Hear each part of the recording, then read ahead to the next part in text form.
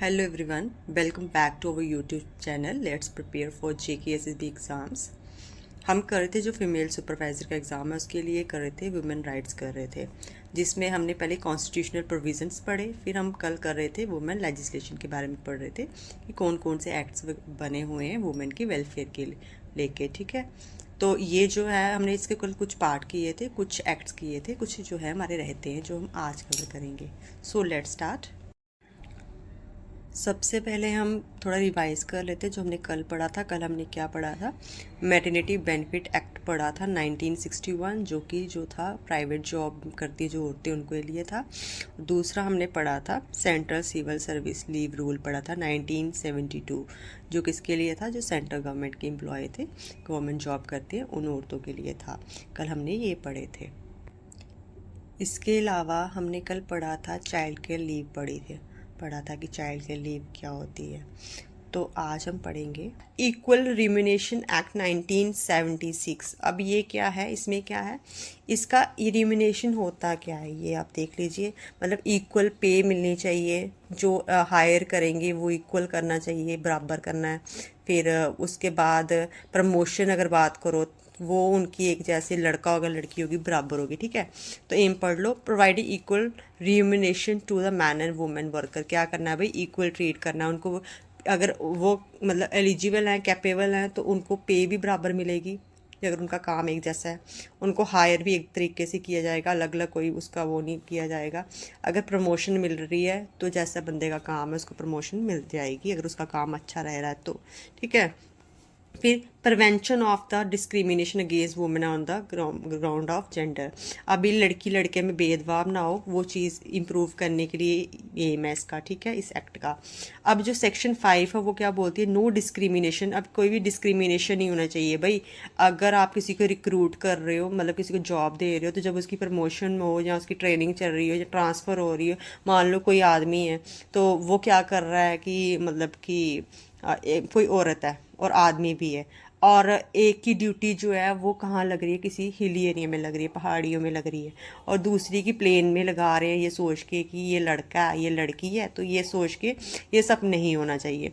मतलब प्रमोशन की बात है, अगर होगी तो एक जैसी होगी, चाहे लड़का होगा लड़की होगी, चाहे ट्रेनिंग की बात है वो एक जैसी होगी, ट्रांसफ़र होगी तब एक जैसी होगी। ये कौन बोलता है? जो आपका इक्वल रिम्यूनरेशन एक्ट है 1976। ठीक है, फिर आपको सेक्शंस पढ़नी है, सेक्शन याद रखनी कौन सी सेक्शन में क्या है।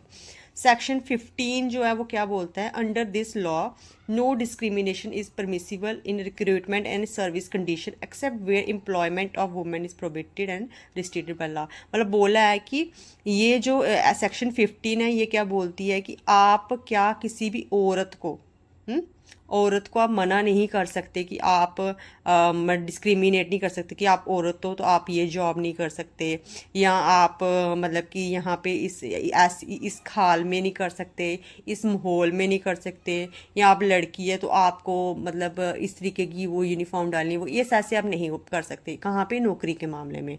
तो सिर्फ कहाँ पे कर सकते हो आप? जहाँ पे लड़कियों को जाना मना है। फॉर एग्जाम्पल जेल है, एक जेल है, वहाँ पे सिर्फ क्या है? आदमी ही है जो भी है वहाँ पे जेल में। क्रिमिनल्स वो कौन है? आदमी है सारे। तो वहाँ पे जो एक औरत होगी वो वहाँ पे क्या करेगी? तो वहाँ पे आदमी का अगर ज़रूरी होना है तो वहाँ पे आदमी रहेगा। अगर औरतों की जेल है, ठीक है, तो वहाँ पे जो मेल होगा, जो भी हेड होगा वहाँ का, जो जेल कमांडर होगा, वो मेल को रखा जाएगा अगर, तो वो क्या, वो नहीं मैनेज नहीं हो पाएगा ना। तो जहाँ पे उनका मनाही है लॉ के अकॉर्डिंग, वहीं पे बस उनको रोक टोक होनी चाहिए, अदरवाइज उनमें कोई रोक टोक नहीं होनी चाहिए। कहाँ पे? नौकरी के मामले में। कौन बोलता है? हमारा आर्टिकल, जो एक्ट बना है 1976। ठीक है, फिर उसके बाद है आपका sexual harassment of women at work place. अब ये नेक्स्ट है आपका। ठीक है, prevention प्रोहिबिटेशन and the redressal act 2013। अब ये एक्ट जो है 2013 में आया था।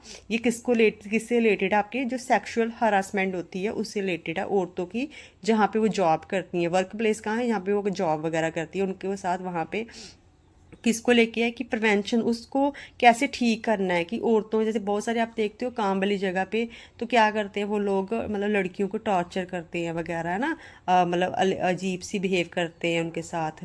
अब तो उसमें क्या है उसकी वो चीज़ ना हो काम वाली जगह पे, उसको कैसे ठीक करना है, कैसे मतलब उसको पे रोक लगानी है, ये चीज़ें ना हो, और उसको ठीक कैसे करना है, रीड्रेस कैसे करना है, उसको उस चीज़ का कैसे क्या सोल्यूशन निकालना है, कैसे उसको ट्रीट करना है अगर ऐसा कुछ हो जाता है तो इसका आप ज़्यादा डिटेल में पढ़ लीजिए थोड़ा, क्योंकि आज के टाइम पे ये बहुत ज़्यादा होता है। तो सेक्सुअल हरासमेंट होता है क्या, देखिए, unwelcome sexually tainted behaviour whether directly और बाय द इम्प्लीकेशन, ठीक है। अब क्या होता है अनवेलकम सेक्सुअली टेंटेड क्या होता है, बिहेवियर क्या होता है, जब आप अगर आप वुमेन हो, आप नहीं उस चीज़ के लिए आप नहीं एग्री हो, लेकिन फिर भी कोई आपके साथ वैसे बिहेव कर रहा है या वैसी हरकतें कर रहा है, तो उसको बोलते हैं सेक्सुअल हरासमेंट, ठीक है। अब ये फिजिकल कंटेक्ट भी हो सकता है कि कोई आपके साथ फिजिकली आपको टच करने की कोशिश कर रहा है, ऐसा कुछ वो भी हो सकता है। फिर आपको मतलब कोई डिमांड या रिक्वेस्ट अगर करेगा कि अगर आप मतलब एग्री नहीं हो कि आप मेरे साथ ज़बरदस्ती मतलब रिलेशंस बनाओ, इसके लिए हो सकता है। फिर फिर शोइंग रॉन्ग थिंग्स क्या हो गया, जैसे आपकी मूवीज़ वगैरह होती हैं जो मतलब सही नहीं होती, ठीक है, उस तरीके की मूवीज़ जो होंगी वो कोई आपको दिखा के आपको एक तरह से मतलब आप बोल सकते हो कि आपको टॉर्चर कर रहा है वो चीज़ दिखा के, आप नहीं एग्री हो फिर भी आपको दिखा रहा है वर्क प्लेस पे, तो उसको लेके वो होता है आपका सेक्सुअल हरासमेंट। फिर आपकी वर्बल नॉन वर्बल, कोई आपको गाली गलौज करता है या आपको मतलब आपके बॉडी पार्ट जो बॉडी शेमिंग होती है वो करता है, तो उससे रिलेटेड भी आ सकता है, ठीक है। ये कौन से ये किस किस तरह की होती है जो सेक्सुअल हरासमेंट है वो ये है, ठीक है। अब ये इफेक्ट में कब आया, एग्जाम में क्वेश्चन पूछा जाता है कब आया था इफेक्ट में, जो आपका sexual harassment of women at work place act आया था, ये कब आया था, ये आया था आपका 19 दिसंबर 2013 में आया था। और किसने लाया था अगर पूछा जाता तो ministry of women and child development ने लाया था। तो ऑब्जेक्टिव क्या था इसका, ऑब्जेक्टिव ये था कि प्रिवेंट करना और प्रोटेक्ट करना किसको, वुमेन को अगेंस्ट सेक्सुअल हरासमेंट और वर्क प्लेस की, औरतों के साथ कोई भी सेक्सुअल हरासमेंट ना हो वर्क प्लेस में, अगर होगी रब न करे किसी के साथ होगी, तो उसको कैसे सॉर्ट आउट करना, उसको कैसे ठीक करना, उसको इंसाफ कैसे दिलाना है।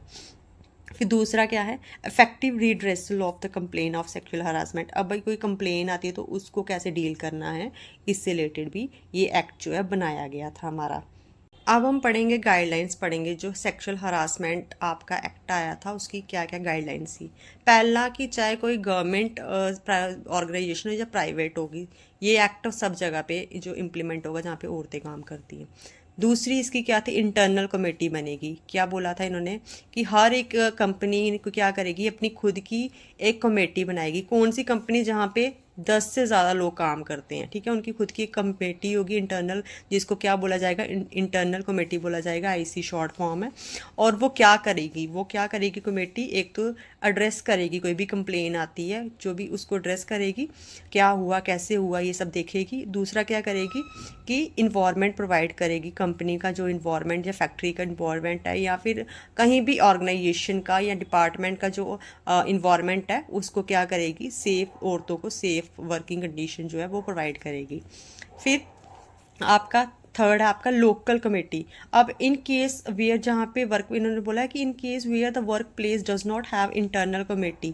अब जहाँ पे क्या है कि उनकी इंटरनल कमेटी, ये वाली इंटरनल कमेटी जहाँ पे नहीं है, वहाँ पे लोकल कमेटी बनाई जाएगी, ठीक है। और ये वो लोकल कमेटी क्या करेगी, वो रीएड्रेस करेगी किनको, जो भी कंप्लेन प्रोसीजर क्या होगा। अभी पहले तो कंप्लेन जो भी होगी उसके लिए क्या हो जाएगा, इंक्वायरी बैठेगी, और फिर वो क्या करेगी, इंक्वायरी बिठा के उस केस को सॉल्व करेगी।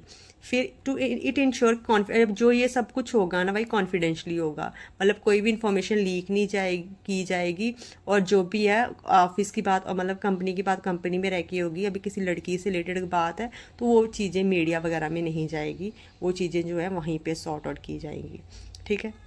और कब की जाएगी, जो भी कंपनी मतलब कंप्लेन है वो सॉल्व की जाएगी, जो भी टाइम पीरियड दिया होगा उसमें टाइम पे मौके रहते। ये नहीं कि कोई बात ज़्यादा बढ़ गई तब तक वेट नहीं करेंगे, जैसे उनको लगता है कि कुछ हुआ है तो वो उसी टाइम उसको हुआ है नहीं हुआ है कैसे हुआ ये सब मतलब जो इन्फॉर्मेशन है वो इकट्ठा करना स्टार्ट कर देंगे।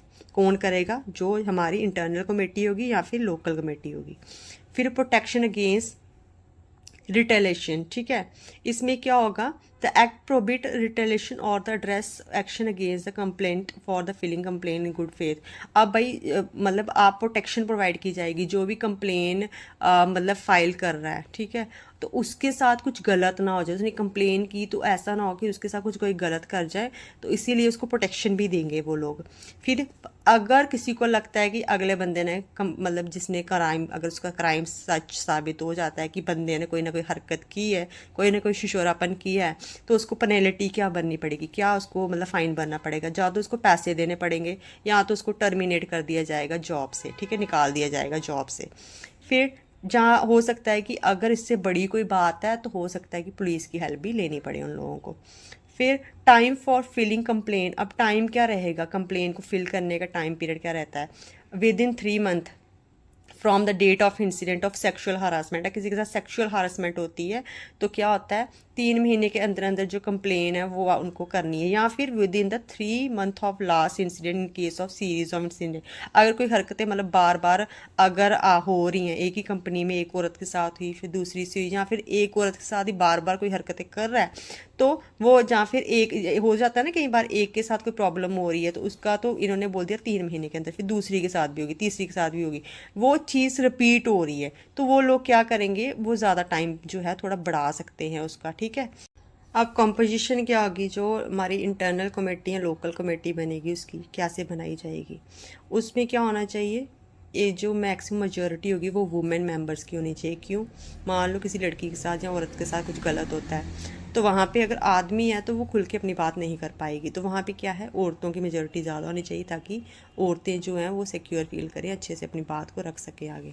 और एक मेंबर जो होगा, उन्होंने बोला 1 member should be from the women right organisation. कहाँ से होना चाहिए, जो वुमेन राइट ऑर्गेनाइजेशन या किसी NGO से होना चाहिए, ताकि अगर पुलिस प्रोटेक्शन की ज़रूरत पड़े या ज़्यादा लगे केस को कोर्ट तक लेना है तो वो लोग हेल्प कर सके उनकी।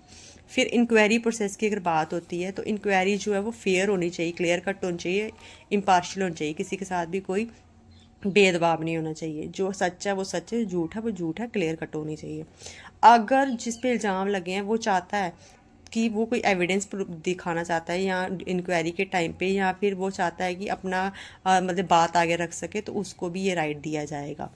फिर उसके बाद आपकी नेक्स्ट गाइडलाइन है कि time frame for the complete, अब भाई केस के लिए टाइम कितना लगेगा, तो committee is required to complete the inquiry within 90 days में कमेटी को कंप्लीट करना है। जो भी कंप्लेन जैसी आई उसके बाद के जो 90 डेज़ होंगे, विद इन 90 डेज़ में उनको क्या करना है, जो भी उसका सोल्यूशन होगा या जो भी सच होगा या वो सामने लेके आना है, उसको केस को सॉल्व करना है। अब देखिए यहाँ पे इन्होंने बोला है कि अगर किसी को वैलिड रीज़न, उनको जो कमेटी है उनको वैलिड रीज़न नहीं मिल रहा है कि कौन सच है, क्या गलत है, क्या सही है, तो ऐसे में वो क्या कर सकती है, टाइम जो है वो बढ़ा सकती है, बट नॉट एक्सीडेड 90 डेज से ज़्यादा नहीं, ठीक है। क्योंकि आप ऐसे थोड़ी ना किसी को झूठा साबित कर दोगे कि ये झूठ है ये सच है, जो सच को सामने लाने के लिए टाइम लगेगा तो वो ले सकते हैं। फिर पेमेंट, नेक्स्ट आपका है पेमेंट ऑफ वेजेस एक्ट 1936, ठीक है। इसमें क्या पढ़ना है आपने, ये किसको लेके आया था, पेमेंट को लेके, कि सबको टाइम पे पेमेंट मिले, सैलरी वगैरह जो है लोगों की वो टाइम पे मिले। दूसरा इसमें किसकी बात की गई थी, ये एक्ट किसकी बात करते हैं कि अनऑथराइज रिडक्शन मतलब बिना किसी वजह के जो पैसे काटते हैं, अनजस्टिफाइड डिले, सैलरी को आगे बढ़ाते हैं, मतलब ऐसे बोलते हैं ना अभी नहीं मिलेगी, अगले महीने, बिना किसी रीज़न के, उसको लेके वो चीज़ें ना हो उसके लिए बनाया गया। दूसरा किसके लिए बनाया गया कि बिना वजह के पैसे सैलरी काट लेते हैं कंपनी वाले या फिर डिपार्टमेंट वाले, तो उसके लिए बनाया। अगर ऐसा आपके साथ होता है तो इस एक्ट के अकॉर्डिंग आप क्या कर सकते हो, अपनी बात को आगे रख सकते हो। फिर payment should be made before, अब इन्होंने बोला है कि जहाँ पे 1000 से कम लोग हैं वहाँ पे सैलरी जो है लोगों को कम मिलनी चाहिए, मतलब जो 7th डे होगा ना, 7वां दिन होगा मंथ का, उससे पहले पहले मिल जानी चाहिए जहाँ पे 1000 से कम लोग हैं। और अदरवाइज नहीं तो 10वें दिन तक सैलरी, मतलब 10 तारीख से सैलरी देनी है आपको, जो भी आपके वर्कर्स हैं उनको। फिर उन्होंने बोला है the ways period shall not be exceeded 1 year. अब जो भाई 1 महीने से ज़्यादा आप किसी से मतलब पैसे जो है किसी के रख नहीं सकते, आपको उनकी सैलरी देनी है जो आपके एम्प्लॉय हैं। फिर उसके बाद एलिजिबिलिटी क्या है, कौन किसके लिए है, this act is applicable only for employees drawing wages not exceeding 6500। अब जिनकी सैलरी महीने की 6500 से क्या है ज़्यादा नहीं है, उनके लिए ये एक्ट जो है बनाया गया। अब मोड ऑफ पेमेंट क्या रहेगा इसका, आप पेमेंट जो भी बॉस होगा वो क्या करेगा, चेक दे सकता है। अगर चेक भाई समझ में आता है, जो मतलब अगर कोई मान लो कोई अनपढ़ है बेचारा, उसको पता ही नहीं है चेक कहाँ पे देना है कैसे देना है, तो उसको वो चेक नहीं देगा। अगर कोई पढ़ा लिखा है उसको लगता है, उसको पूछ के कि आप चेक निकलवा लोगे, तो ऐसे में वो चेक लेके दे सकता है, जो भी हेड होगा वहाँ के फैक्ट्री का, कंपनी का या डिपार्टमेंट का। फिर जहाँ फिर नोट दे सकता है, कॉइन दे सकता है, ये मोड ऑफ पेमेंट है। फिर अगर डिडक्शन की बात है, भाई सैलरी काट भी सकता है, ऐसे नहीं वो कि आपका काट नहीं सकता, काट सकता है, बट उसके रीज़न क्या क्या होने चाहिए वो रीज़न आपको बता देती हूँ मैं। जो सेक्शन 8 है वो क्या बोलती है, अगर आप ड्यूटी पे अब्सेंट हो तो आपकी सैलरी कटेगी। फिर सेक्शन 9 बोलता है कि अगर आपने कोई उनकी प्रॉपर्टी का लॉस किया है, कोई चीज़ टूटी है आपसे कंपनी में या डिपार्टमेंट में, तो उस पर ये भरपाई आप करोगे। फिर सेक्शन 10 बोलता है कि आप कोई सर्विस डिडक्शन है, अगर आप कोई सर्विस ले रहे हो उनसे, मान लो गाड़ी आपको फ्री में छोड़ने जा रही है, या फिर आपको खाना वहाँ पे मिल रहा है खाने के लिए, ठीक है, तो उस चीज़ के पैसे कटेंगे।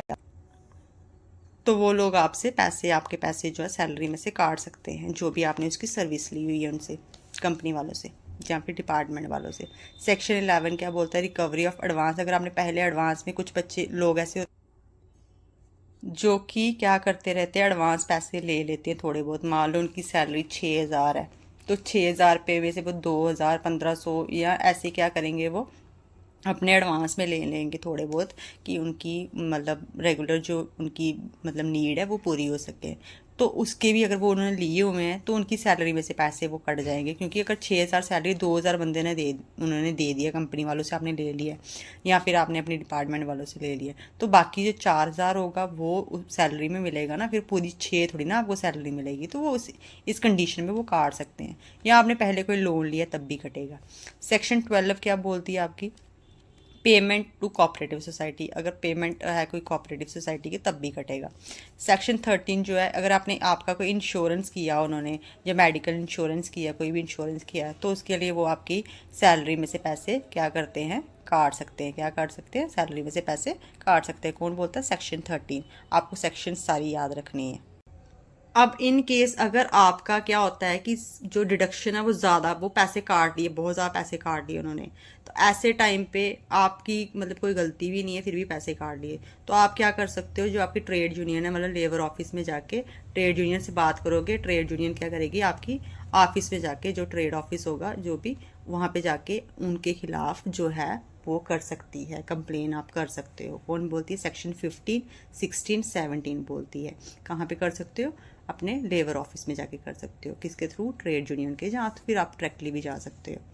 नेक्स्ट आपका आ जाता है, ये एक्ट है माइंस एक्ट 1952, ठीक है। ये किसके लिए है, for safety and welfare of labourers working in coal, metallic, furious and the oil mines. अब जो लोग भाई कोयले की खानों में या लोहे की, जहाँ पे ये बनता है आपका सरिया वगैरह बनता है, या फिर तेल की खाने जो है वहाँ पे काम करते हैं, उनके लिए।